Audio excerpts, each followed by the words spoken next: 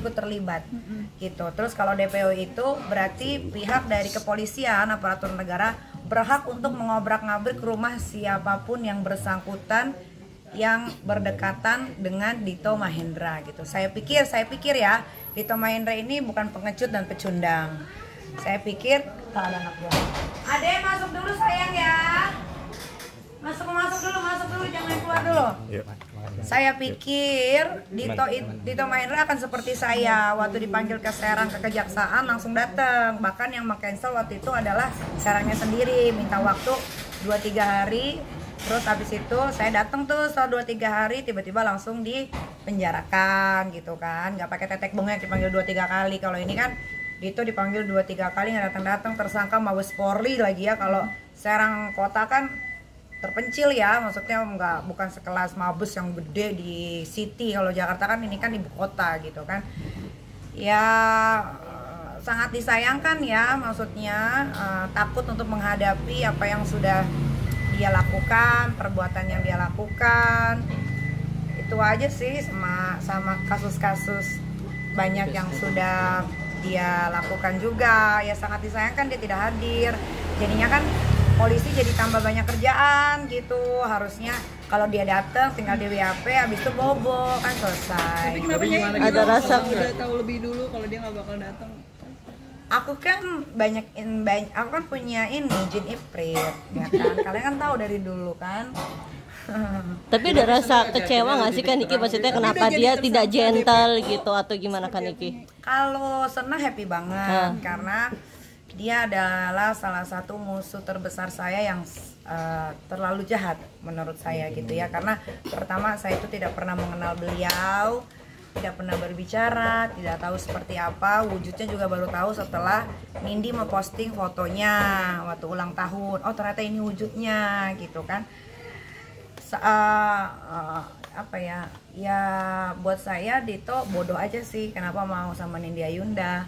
Akhirnya kan dia jadi tidak bisa hidup dengan tenang, tidak bisa 378 lagi, tidak bisa menipu orang. Indosuria kan banyak uangnya yang ditipu sama Dito juga kan.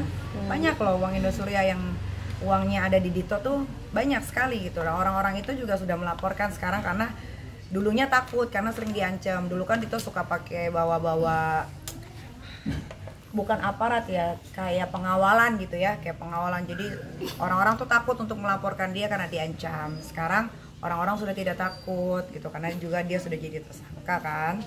Gitu ya. Kabarnya Dito masih lingkaran keluarga Cendana, bener nggak sih? Dia bukan keluarga Cendana. Jadi ceritanya begini, memang Nindi ini memang bodoh ya, memang perempuan tolol ya. Memang itulah makanya kita tuh sebagai perempuan harus independen, harus bekerja, harus punya bisnis, punya uang sendiri setidaknya gitu ya.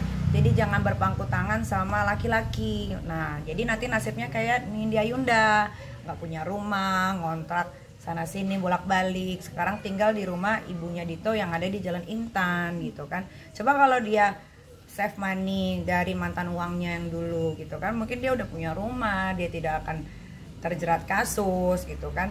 Sebetulnya kan Dito Mahendra ini jadinya sampai begini dan berurusan sama saya itu kan karena disuruh sama Nindi Ayunda sebetulnya. Jadi menurut kayaknya Nindi Ayunda ini cemburu waktu itu sama saya. Padahal saya ketemu sama dia waktu itu cuma sekali ya, tapi nggak pernah ngobrol, cuma cupika-cupiki karena dia pernah datang ke Beauty Hatutu, salon pembukaan saya di BSD sama Kak Fitri. Cupika-cupiki saat itu tidak ngobrol lagi. Setelah itu selang berapa tahun tiba-tiba ada kejadian suaminya ditangkap polisi karena narkoba dan sempi.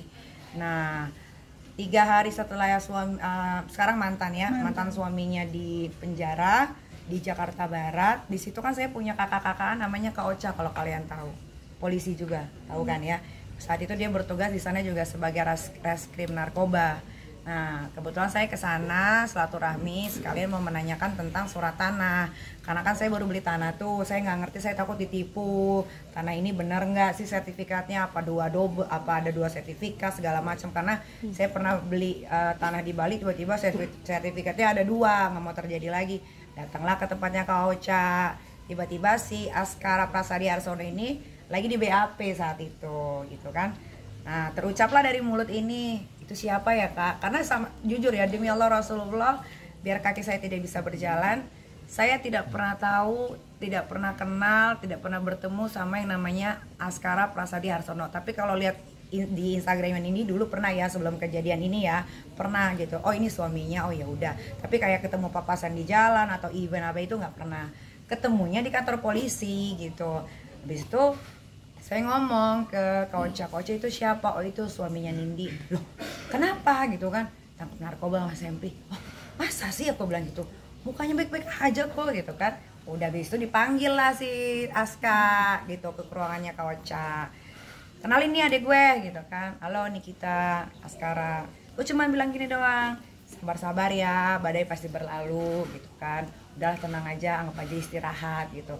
Nggak tahu mungkin di situ ada cepunya Nindi atau cepunya Dito, salah satu aparatur. Saya nggak mau berburuk sangka, diduga mungkin ada yang melaporkan, tapi melaporkannya dilebih-lebihkan gitu kan. Jadi Nindi ini kayaknya cemburu, padahal dia udah selingkuh sama si Dito Mahendra ini. Sebelum, udah lama tuh dia tuh selingkuh, udah setahun sama si Dito Mahendra.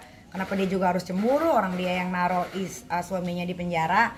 Nah mulailah dari situ teror meneror datang ke kehidupan saya. Nah jadi yang menyuruh neror itu Nindi, yang mengeksekusi itu adalah Dito Mahendra. Coret-coret, kirim bunga, terus diteror, salon dicoret, manajer diikutin, saya disamperin beberapa preman gitu kan. Anak saya lagi main di stop, badannya dipegang, palanya dielus, itu bikin sakit hati saya gitu kan. Barulah di situ mulailah perperangan terjadi. Berarti cuma sekali ketemu doang sama Askara ya? Sama Aska